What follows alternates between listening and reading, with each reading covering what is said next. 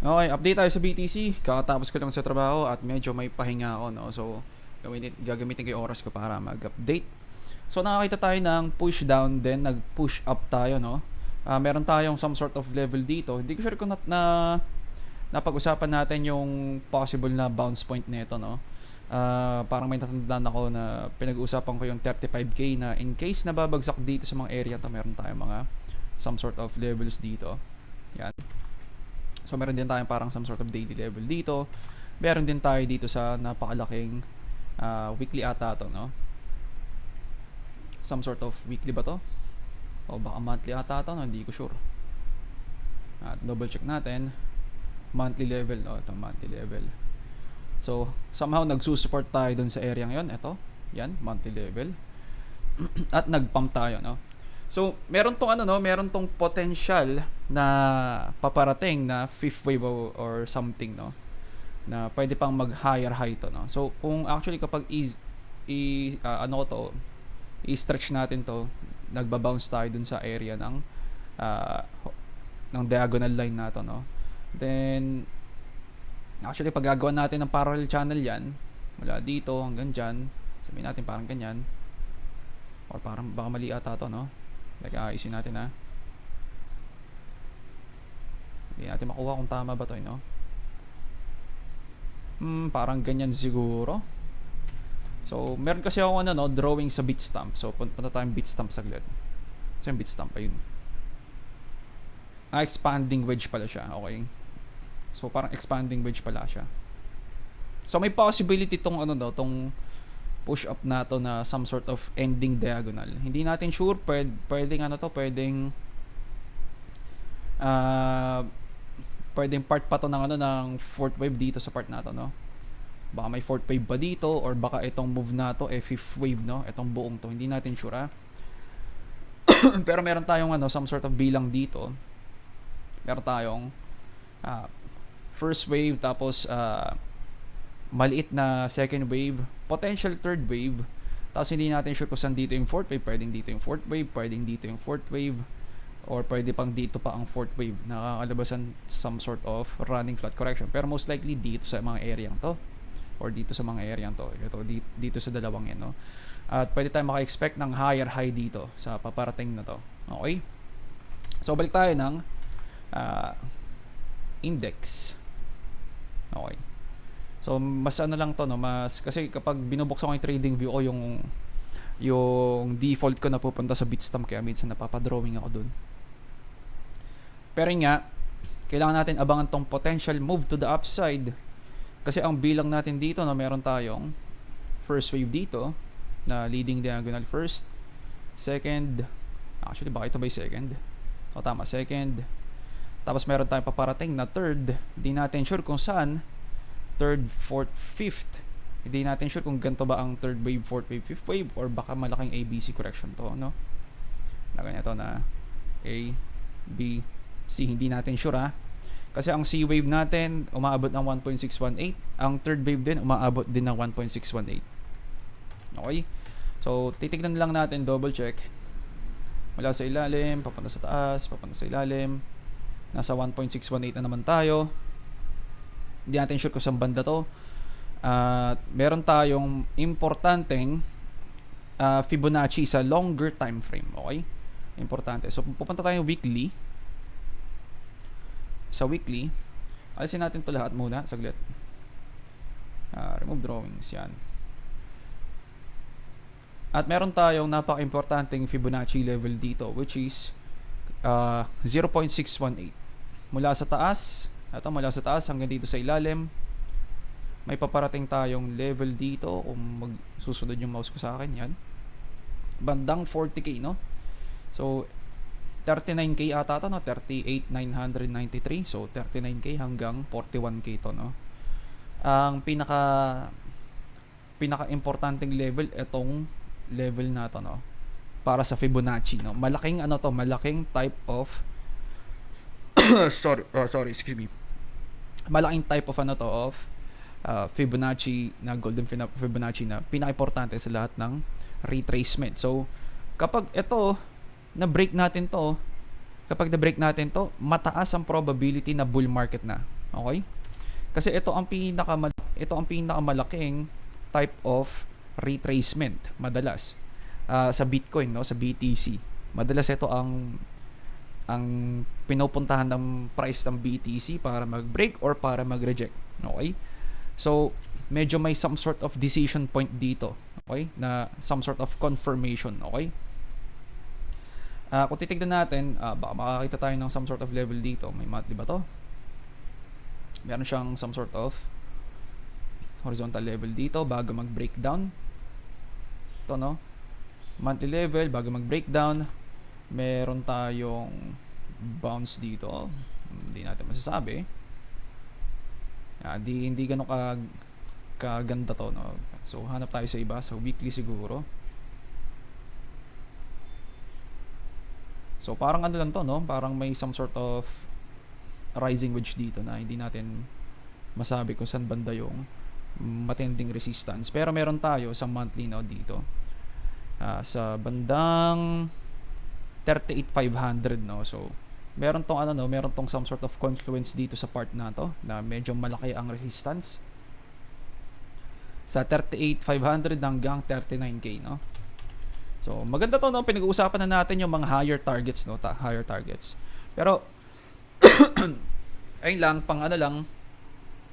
pang pa-warn lang, no? Warning lang in case na baka biglang mag-reject tayo dito ng malakas kasi sa longer time frame.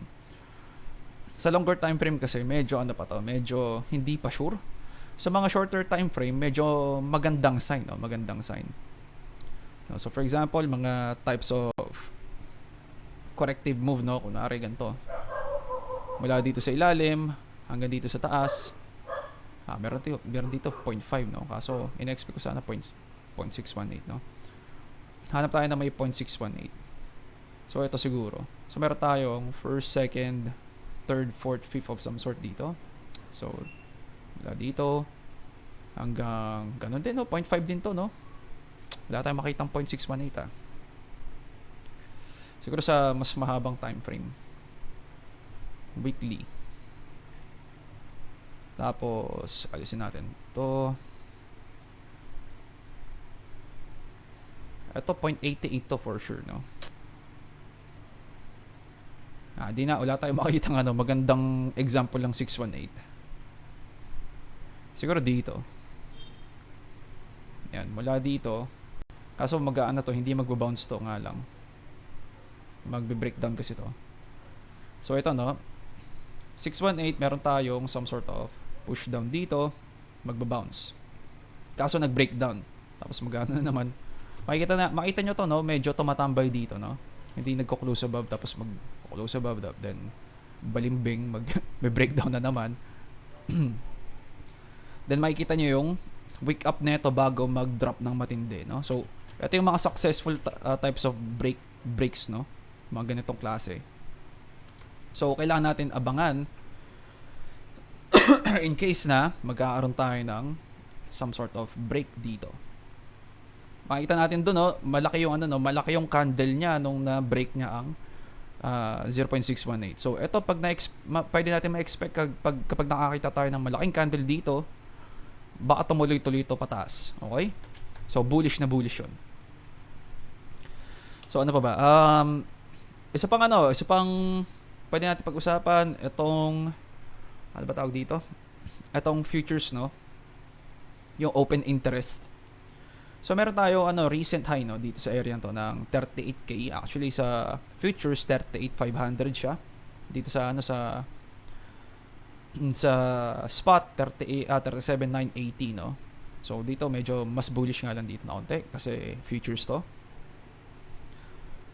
Makikita natin after natin mag-drop, no? Ito, no?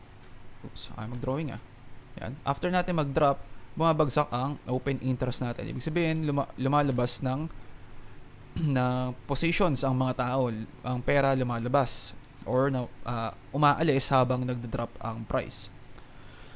Ibig sabihin, at some point at some point medyo mawawalan ng lakas ang pagbenta, no? Kasi ang short humihina kapag mga bagsak ang open interest. So, para bumagsak to ng mas malakas pa, kailangan tumataas ang open interest. Pero nakakita tayo ng pagbagsak ng open interest. Meaning, hindi suportado yung pag-dump nito, no? Or more like, more like, malapit nang matapos to. So, natapos nga siya, then nagpa-pump tayo. So, makikita natin, habang nagpa-pump tayo, nakakita tayo ng open interest increase. Ibig sabihin, pumapasok yung pera. Kapag mapasok ang pera habang nagpa-pump, anong meaning nun? Malakas ang buying power, most likely. Or ang longing power, no? Medyo malakas. Excuse me, medyo makati yung lalamunan ko, no? Ayun. At ang kaalabasan, no? Kapag ganito nakakita tayo ng pagtaas ng open interest habang nagpa-pump tayo, meron tayong higher chance of breaking out. Breaking out, ha? So, makikita rin natin dito, meron tayong liquidations. Napakalaking liquidation na ito, no?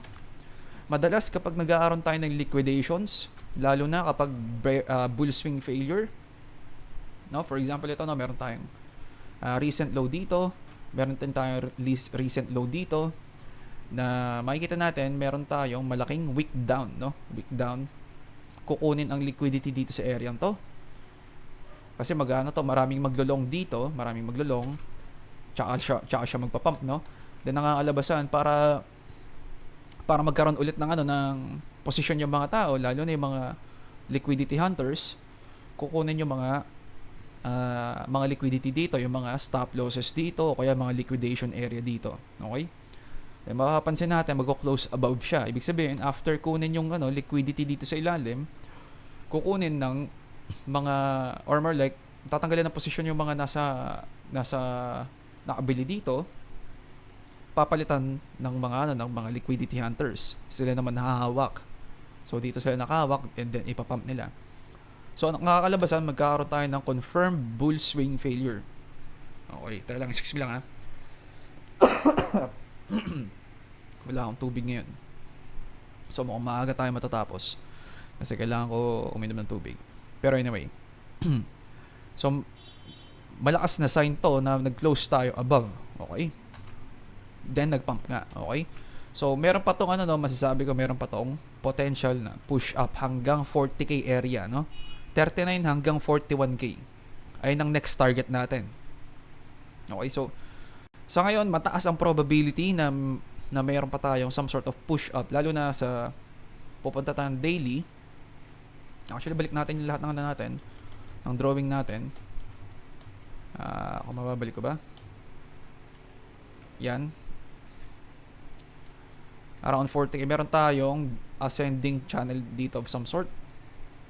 So bandang 39k, 38,500 area.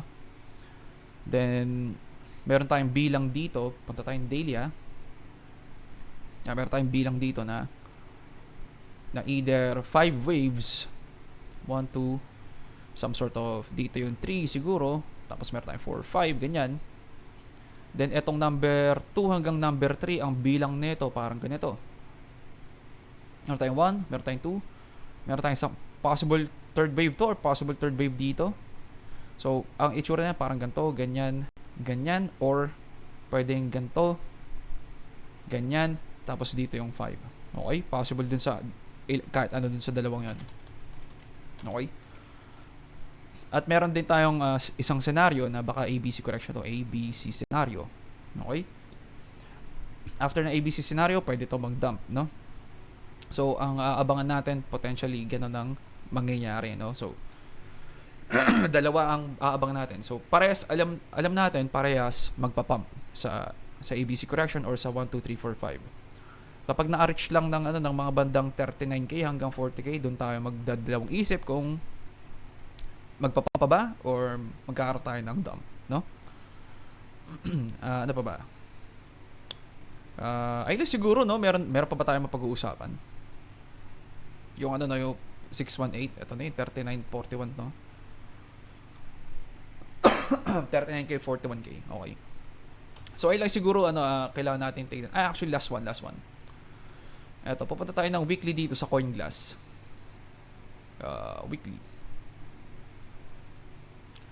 Weekly, double click natin to. Hindi naglo-load. So, punta tayo ng daily na lang. Daily. Okay. So ito lang yung ano no, medyo hmm, kailangan nating medyo pag-ingatan. So makikita natin no, habang nagda-dump ang price natin, tumataas ang open interest. Ibig sabihin marami ang nag-short dito sa mga part na to hanggang sa nagte-take profit sila. Okay? Etong pump na to medyo concerning kasi ang open interest natin actually bumabagsak ang open interest, naglo-lower low tayo. Lower low. Okay? Ibig sabihin etong pump na to medyo at least sa futures mukhang hindi suportado.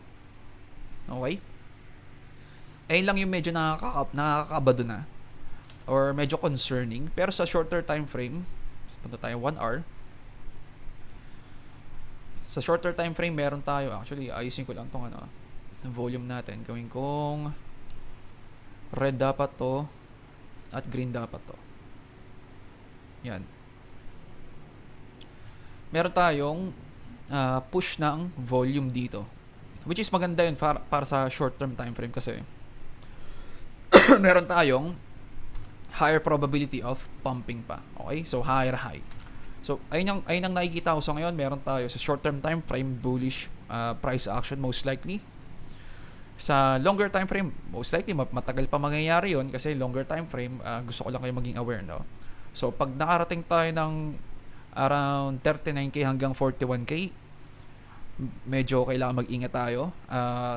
Kung meron kayong mga longs or meron kayong mga hodl, masasabi ko at least kukuha ako ng konting TP, masasabi ko. Kasi either way, kapag bumagsak, opportunity na naman pumasok ulit yon para sa masasabi natin kung bullish pa no, opportunity para mag-reaccumulate no sa profits na ginagamit nyo no, or more like na i-take profit nyo, pwede nyo gamitin ulit yun sa reaccumulation sa dump. Okay? Pero in case na yun nga masyado palang bearish ang kakalabasan at etong move na to napakalaking bull trap in case kasi eto kailangan natin tandaan yung golden pocket, golden ratio, favorite ng BTC yan madalas. Favorite ng BTC yan na madalas kapag nagkakaroon ng nare-reach yung mga targets na yan ay nagkakaroon ng violent reaction dyan. Yung violent reaction dyan madalas either breakout, violent reaction, or rejection na violent reaction. Okay? So ayun lang yung pang warning ko sa inyo no? So ano yun, hindi natin masasabi kasi medyo 50-50 yun at naubusan na ako ng boses. So ay na siguro ang natin ang TA natin for the day. Oh, nagkaroon tayo ng na breakdown sa DXY DXY. So okay, magandang sign to no para sa mga bullish, para sa mga bulls sa BTC or sa stock market. So makikita natin stock market most likely nagpa-pump. Nagpa-pump siya no. Hintayin natin to no kapag nagkaroon to ng kaso dito pa yung susunod niyang susunod niyang target sa DXY. So dito pa siya. Yan, kapag na lower low niya to, high probability na baka sumunod-sunod tong pagbagsak ng DXY. Sa S&P 500 ang next niyang target ito. Ang susunod ito no. So kapag ang S&P 500 nag-pump, pwede natin ma-expect ang BTC baka pwede rin mag-pump no. So most likely kaya tayo nagpa-pump dito sa BTC ngayon kasi nagda-dump ang DXY no. Tingnan natin yung daily. Ito malaking malaking dump sa DXY pala to no, kaya pala. Okay. So napakalaking opportunity para sa BTC na mag-pump no, kaya tayo nag-pump ng ito kalaki. So ayun siguro update natin, wala tayong trading idea. Hintayin natin ng 39k hanggang 41k ang masasabi ko. At yun lang. Ingat sa trades, G's boys.